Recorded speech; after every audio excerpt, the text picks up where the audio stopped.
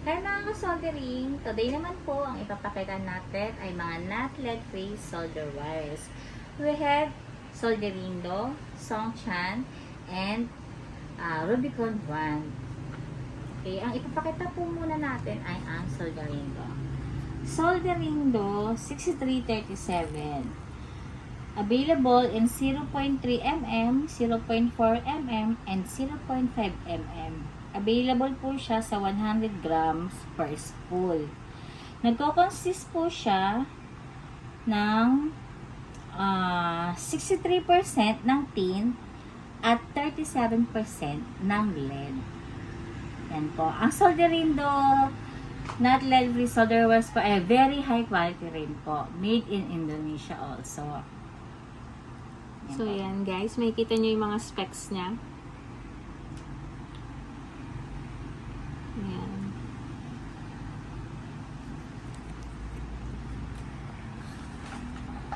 Yan.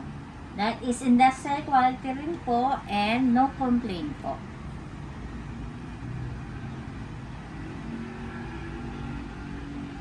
Yan siya guys.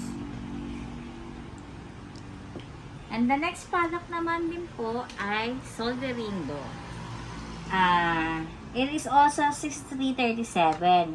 Available po siya sa 0.8 mm and 1.0 mm.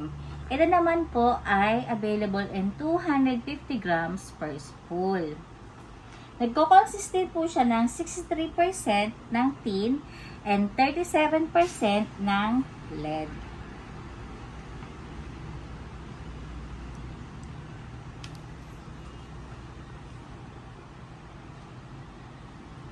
These Solderindo solder wires po na not lead free ay very high quality rin po. Made in Indonesia.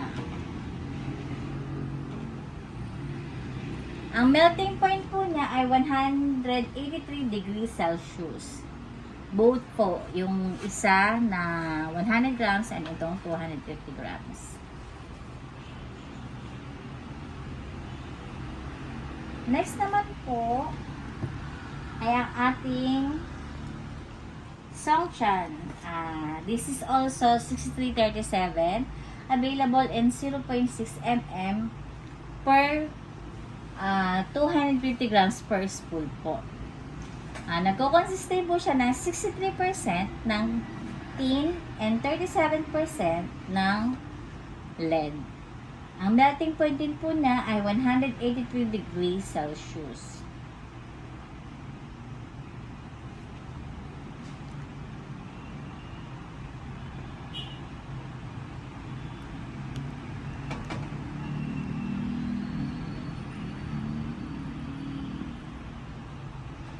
Yan guys, so makikita nyo po ang specs ng ating 6337 solder wires.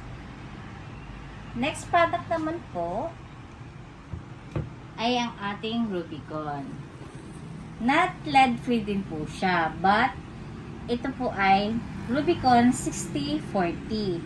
Meaning po, nagko-consist po siya ng 60% na tin and 40% ng lead. Unlike po dito sa pinakita namin sa inyo kanina, yan po ay 6337, dito naman po ay 6040. Pero ang Rubicon brand po ay made in Japan. So, very high quality po siya. And seal complaint din po, yan po, and industrial quality.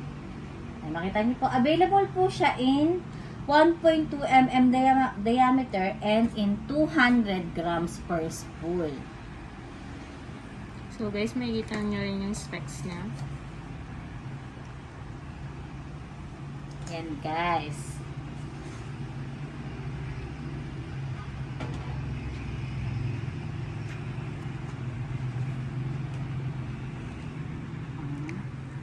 Okay guys, makikita yan po ang mga not lead free solder wires po namin.